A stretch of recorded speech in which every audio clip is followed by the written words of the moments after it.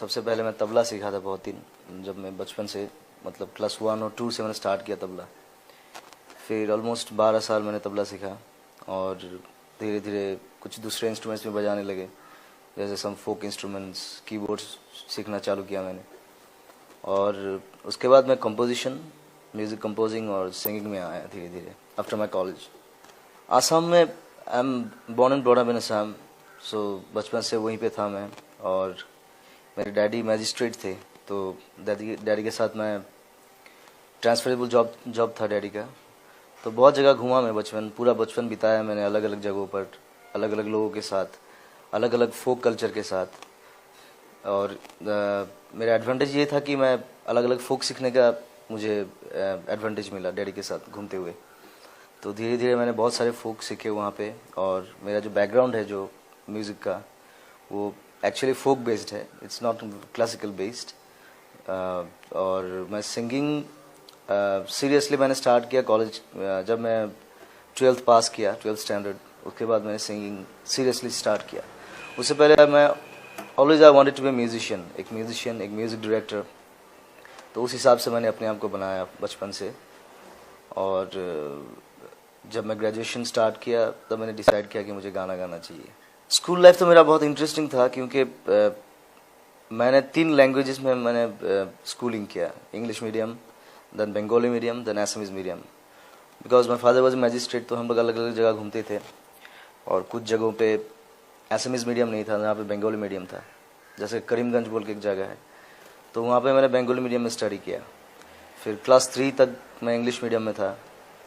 और फिर क्लास 8 से मैट्रिकुलेशन तक, 10th स्टैंडर्ड तक मैंने असमीज़ मीडियम में स्टडी किया। और स्कूल लाइफ बहुत ही इंटरेस्टिंग था, क्योंकि हम लोग बहुत धमाल मचाते थे उधर। और मैं उतना शांत स्वभाव का लड़का नहीं था, बहुत धमाल मचाता था स्कूल में। लेकिन मेरा एक एडवांटेज था कि मैं तबला बहुत अच्छा बजाता था और गाना भी गाता था, तो पनिशमेंट मुझे माफ़ी मिलता था, ज़्यादा पनिशमेंट नहीं मिलता था। और हम लोग बहुत क्रिकेट खेलते थे तभी, और मारपीट झगड़ा भी होता था बहुत। 2-3-4 दोस्त थे मेरे जो हमेशा मेरे पीछे लगे हुए थे।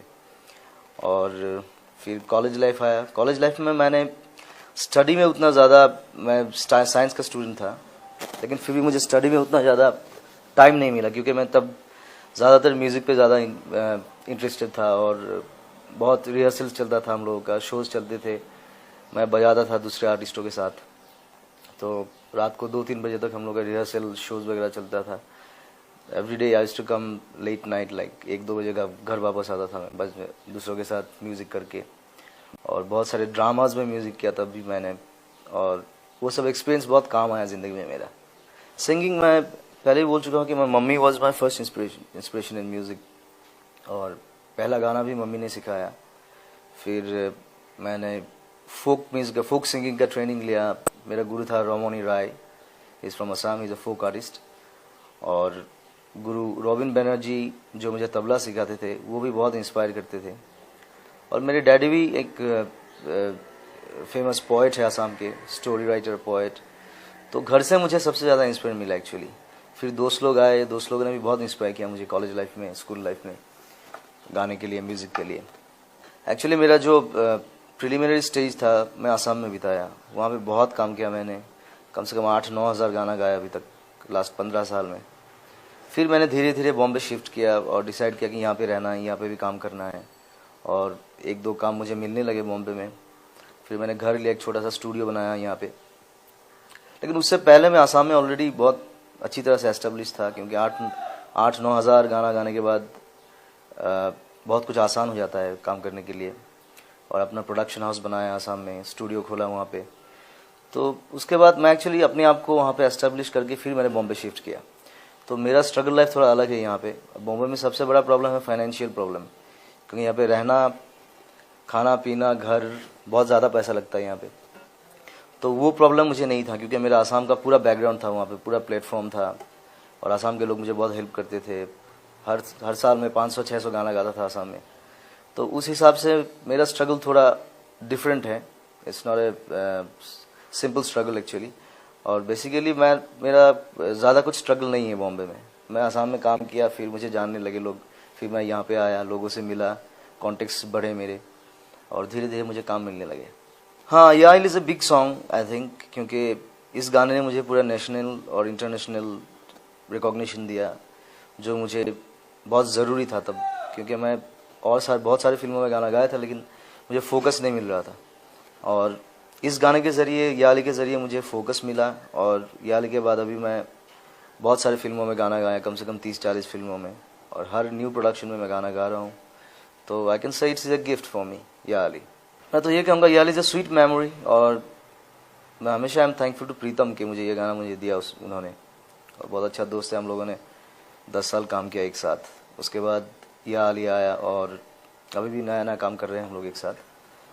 और Ya Ali is a gift, yes indeed, और it's a very sweet memory for me. पहला ब्रेक एक्चुअली मुझे फिज़ा फिल्म में मिला था, जो रंजीत बरौट म्यूज़िक डायरेक्टर थे, और रंजीत मेरे बड़े भाई जैसे हैं, और मुझे बहुत हेल्प किया फर्स्ट टाइम जब मैं बॉम्बे आया। तब मुझे लोग उतना जानते नहीं थे यहाँ पे, और रंजीत के साथ मैंने 1-2 काम किया, जिंगल्स के काम किए, कुछ बैकग्राउंड म्यूज़िक के काम किए। फिर रंजीत ने मुझे बोला कि एक बहुत अच्छा फिल्म है फिज़ा, जहाँ पे मैं बहुत ही अच्छा गाना कर रहा हूँ, मेरे वतन। और थोड़ा सा अनयूजुअल गाना है, क्योंकि इस गाने में लफ्ज़ बहुत कम है इस गाने में, मेरे वतन में। बाकी सब वॉइस इम्प्रोवाइजेशन है और डिफरेंट म्यूज़िकल एक्सपेरिमेंटेशन है, जो रंजीत और मैंने मिल के हम लोगों ने बहुत मेहनत से ये गाना किया। और इसके बाद मुझे जानने लगे लोग। फिर मैं कांटे फिल्म में गाया, और बहुत सारे फिल्म, प्रीतम के 2-3 फिल्म, मुद्दा, अग्निपंख, ये सब फिल्मों में गाया। उसके बाद या अली आया मेरे। इस्माइल जी बहुत बहुत ही टैलेंटेड इंसान हैं, और उनका काम करने का स्टाइल बहुत अलग है, जो दूसरे म्यूज़िक डायरेक्टर के साथ नहीं मिलता है। बहुत सीरियस आदमी है, और मुझे बहुत ही अनयूजुअल गाना गवाया उन्होंने, रसिया साजन, जो कम्प्लीटली क्लासिकल बेस्ड गाना था, जो उस तरह का गाना मैंने गाया नहीं था कभी। तो इस्माइल जी ने मुझे लेके एक एक्सपेरिमेंट किया इस गाने में, और I think he is very happy for this song. और बहुत ही अच्छा रहा इस्माइल जी के साथ। अभी भी हम लोग बहुत अच्छे दोस्त हैं, और मिलते रहते हैं बीच बीच में, और बहुत सारे नए काम हम लोग कर रहे हैं इन फ्यूचर। रियलिटी शो वाकई हेल्प करता है नए सिंगर्स को, एक प्लेटफॉर्म देता है अच्छी तरह से, फोकस देता है। लेकिन शो के बाद actually the real struggle begins after the show, क्योंकि उसके बाद अपने आप को एस्टेब्लिश करने के लिए बहुत मेहनत करना पड़ता है सबको। ये उतना आसान नहीं है कि बॉम्बे में एक रियलिटी शो जीत लिया फिर you become star, it's not like that. अपने आप को एस्टेब्लिश करना पड़ेगा, जो कंसिस्टेंसी जो है वो रखना पड़ेगा। वो सभी नए आर्टिस्ट को मैं बोलता हूँ कि वो चीज़ दिमाग में रखना चाहिए उन लोगों को, कि स्ट्रगल इज़ ऑलवेज देयर, तो that's not the ending, that's the starting only, the reality shows. लेकिन एक अच्छा प्लेटफॉर्म दे रहा है, दैट्स अ गुड थिंग।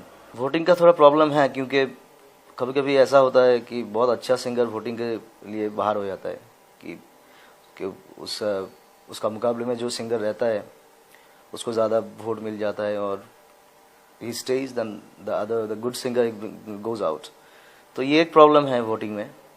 तो मेरे हिसाब से जजेस के ऊपर ज़्यादा डिपेंड करना चाहिए वोटिंग को छोड़ के। पर वोटिंग भी बहुत अच्छा बिजनेस देता है, it's become a business now. Producer मैंने किया है 2-3 film, I was in the production also. एक फिल्म डायरेक्ट भी किया है, एक्टिंग किया है 3-4 फिल्मों में। डायरेक्शन थोड़ा टफ जॉब है, क्योंकि डायरेक्शन में बहुत चीज़ दिमाग में रखना पड़ता है, पूरा प्रोडक्शन संभालना पड़ता है, देखना पड़ता है, scripting, screen play, then you have to handle the actors also, और अच्छी तरह से कैसे काम हो वो हमेशा दिमाग में रखना पड़ता है डायरेक्टर को। तो director is a tough job, और उसके लिए स्टडी भी बहुत ज़रूरी है, स्टडी करना, film making, camera, techniques, everything he should know it. तो लेकिन बहुत मज़ेदार काम है डायरेक्शन, और मैं बहुत एंजॉय करता हूँ डायरेक्शन। और अभी भी मैं 2-3 स्क्रिप्ट को लेके मैं काम कर रहा हूँ, और in future I am making 2-3 films for sure. Dinabandhu के लिए एक्चुअली मुझे नहीं मिला है, but I was nominated for the best supporting actor and best music director. लेकिन हम लोग का जो फिल्म था दीनबंधु, फिल्म को नेशनल अवार्ड मिला था best regional film, Rajat Kamal. और हम लोग बहुत एक्साइटेड थे, क्योंकि इस फिल्म में मैं बहुत ज़्यादा जुड़ा हुआ था, इन्वॉल्वमेंट बहुत ज़्यादा था, क्योंकि मैं एक्टिंग भी कर रहा था एक मेन रोल, और म्यूज़िक भी कर रहा था, और मैं एसोसिएट प्रोड्यूसर भी था। तो बहुत ही एक्साइटेड थे हम लोग, और सब लोग बहुत खुश हुए कि हम लोग एक बहुत अच्छा फिल्म बनाया हम लोगों ने। It's a very serious film, और उसको ऐसा एक अवार्ड मिला। It's very great experience. दूसरे लैंग्वेज में गाना बहुत इंटरेस्टिंग होता है मेरे हिसाब से, तो मैं हमेशा ये कोशिश करता हूँ कि उस लैंग्वेज को अच्छी तरह से मैं डिलीवर कर सकूँ गाने के टाइम पे, क्योंकि मैं तमिल, मलयालम, कन्नड़, तेलुगु और इंडिया के almost all the languages I have done.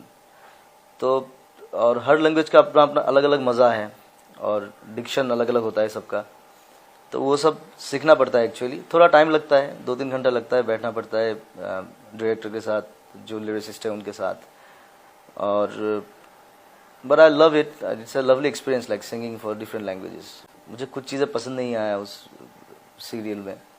जो पहले हमें बोला गया था कि हम लोग mentor, as a mentor I am going there, लेकिन बाद में मैंने देखा कि we are the participants. So participate करने का कोई इच्छा नहीं है मुझे अभी जो काम कर रहा हूँ मैं उसी को लेके आई एम वेरी हैप्पी। और कुछ डेट का क्लैश भी हो गया था, क्योंकि मैं जज था जी बांग्ला सारेगामा बच्चों का जो होता है, उसमें मैं जज था, तो हम लोग का डेट क्लैश हो गया था। और जी बांग्ला को मैंने बहुत पहले डेट दिया हुआ था, 6 महीना पहले, तो I was bound to go there, तो इसलिए मुझे झूम इंडिया छोड़ना पड़ा।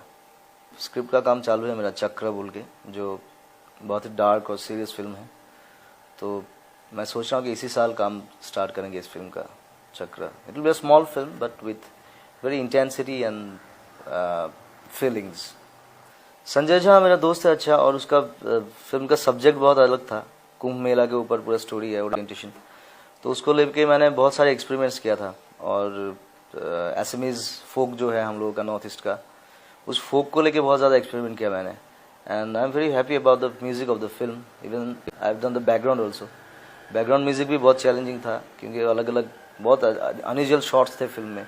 कुंभ मेला का लाखों लोगों के बीच शॉट थे, तो उसमें मैंने भरपूर एक्सपेरिमेंट किया। और जिन लोगों ने फिल्म देखा और मुझे बहुत तारीफ किया कि बहुत अच्छा म्यूजिक किया आपने। I always loved Kishore Kumar, then Nusrat Sahab मेरे फेवरेट हैं, और स्टिंग जो बहुत फेमस है, इंटरनेशनल आर्टिस्ट है स्टिंग को भी मैं फॉलो करता हूँ बहुत चीज़ों में। बॉम्बे का अलग मज़ा है, क्योंकि यहाँ पे this is the main city in India. पूरा media production, all the creative people, सब लोग यहाँ पे एक साथ रहते हैं, एक साथ काम करते हैं, ये सबसे बड़ी बात है। और नए म्यूज़िक डायरेक्टर, नए आर्टिस्टों के लिए बॉम्बे तो इट्स लाइक हेवन। और सबके लिए it's very open industry now. सब लोग आ रहे हैं इधर, काम कर रहे हैं एक साथ, all the new talented people. ये बहुत खुशी की बात है, और Bombay is great I think. First crush मेरा कॉलेज में हुआ था एक, जब मैं 11th स्टैंडर्ड में था, तब एक क्रश हुआ था 1-1.5 साल के लिए। मेरा अफेयर हुआ था एक लड़की के साथ। बट लेकिन तब मैं बहुत ज़्यादा कैरियर को लेके सोचता था मैं, क्योंकि बहुत कंफ्यूज था तब, क्या करेंगे ये इंडस्ट्री में, कैसे अपने आप को एस्टेब्लिश करेंगे। तो मैं म्यूज़िक पे बहुत ज़्यादा इन्वॉल्व था, तो इसलिए ज़्यादा दिन नहीं टिका हुआ अफेयर। वो बहुत ही डिफ़िकल्ट था, क्योंकि मैं साइंस स्टूडेंट था और मेरा मेन सब्जेक्ट था फिजिक्स, केमिस्ट्री एंड मैथ्स। तो मैं हमेशा प्रैक्टिकल मिस करता था, क्योंकि मैं म्यूज़िक पे ज़्यादा इन्वॉल्वमेंट ज़्यादा था मेरा, रात भर शोज़, रिहर्सल्स, तो वो बहुत मुश्किल हो गया था मेरा। तो इसलिए ग्रेजुएशन मैंने आधा करके छोड़ दिया, बीएससी। तो मैंने डिसीजन लिया कि मुझे म्यूज़िक ही करना चाहिए, क्योंकि पढ़ाई करके मैं कोई नौकरी नहीं करने वाला हूँ, कोई काम का चीज़ नहीं है मेरा। तो इसलिए मैंने पढ़ाई छोड़ दिया, और मेरा जितना कंसंट्रेशन थे सब म्यूज़िक पे डाल दिया मैंने। और धीरे धीरे उसके बाद मैंने एल्बम किया, फिल्म में म्यूज़िक किया, then I got established in Assam. Fashion, anything colourful, I love colours. और मुझे हमेशा थोड़ा अनयूजुअल स्टाइल पसंद है। और I like silver jewelleries, funky jewelleries. मैं कलेक्शन करता रहता हूँ, जहाँ जहाँ जाता हूँ लेके आता हूँ। और मेरा ज्वेलरी बॉक्स भी बहुत बड़ा है, it's like a big box. And I like funky jewelleries, colourful clothes and nice shoes also. मैं ज़्यादा स्पाइसी खाना पसंद नहीं करता हूँ, और आई लव थाई फूड, और चाइनीज़ भी 1-2 चीज़ें बहुत पसंद है मुझे। और एक्चुअली मैं डिफरेंट कंट्रीज़ के जो ओरिएंटल फूड होते हैं वो बहुत इंटरेस्टिंग लगता है मुझे, and I try to test it wherever I go, the oriental country food. Assam में, it's not in Assam now, it's called Arunachal Pradesh. एक जगह है तवांग, जो बहुत फेमस हॉलीडे स्पॉट है अभी, और तवांग बहुत फेवरेट है मेरा। And specially Assam is always my favourite, because I am that's my native place. मैं जब भी जाता हूँ मुझे बहुत अच्छा लगता है वहाँ पे। असम इज़ गया।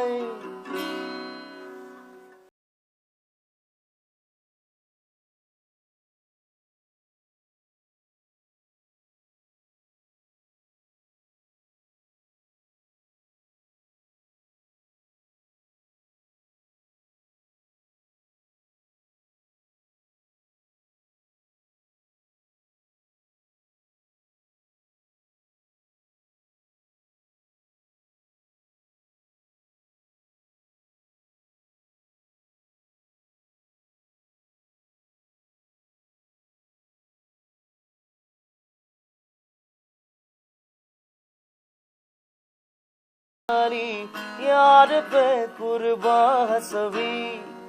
अभी फिलहाल मैं 2 एल्बम कर रहा हूँ एक्चुअली। फिल्मों में गा रहा हूँ बीच बीच में, और काफ़ी शोज चल रहे हैं अलग अलग जगह पे, और 2 बहुत ही स्पेशल एल्बम कर रहा हूँ। एक तो SD बर्मन साहब के खुद के गाने गाए हुए जो गाने हैं, वो सब गाना लेके मैं एक रीमेक एल्बम कर रहा हूँ लाउंज स्टाइल में, जो किसी ने किया नहीं आज तक। वो यूनिवर्सल म्यूजिक से रिलीज़ होगा, और ऑलमोस्ट एल्बम कंप्लीट है। थोड़ा बहुत मिक्सिंग का काम बाकी है, उसके बाद 1-2 महीने में हम लोग रिलीज़ करेंगे। और उसका वीडियो भी तैयार करना है, 2 वीडियो बनाएंगे हम लोग।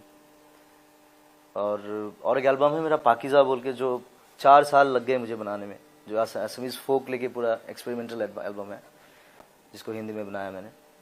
तो पाकीज़ा को लेके भी काम चल रहा है, 4 साल से कर रहा हूँ। अभी it's almost complete now. Last गाने का कुछ काम बाकी है। ये 2 ही एल्बम मैं कर रहा हूँ अभी स्पेशली।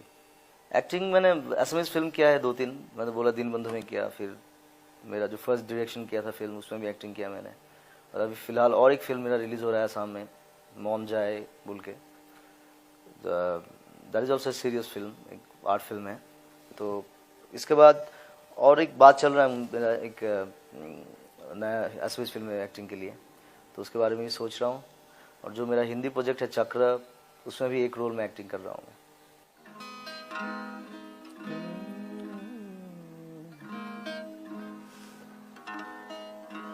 रसिया साजन मोरे